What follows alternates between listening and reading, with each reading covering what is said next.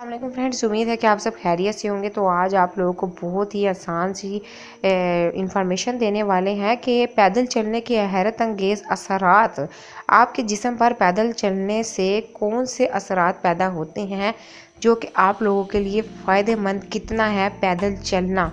तो आप लोग जानकर आज हैरान रह जाएंगे। इससे पहले अगर आप लोग चैनल पर न्यू है तो चैनल को लाजमी सब्सक्राइब कर लीजिएगा, ताकि आप लोगों को इन्फॉर्मेटिव्स और हर्बल टिप्स वाली वीडियोस मिलती रहें। 3 मिनट चहलकदमी आप लोगों के ब्लड प्रेशर में कमी लाती है।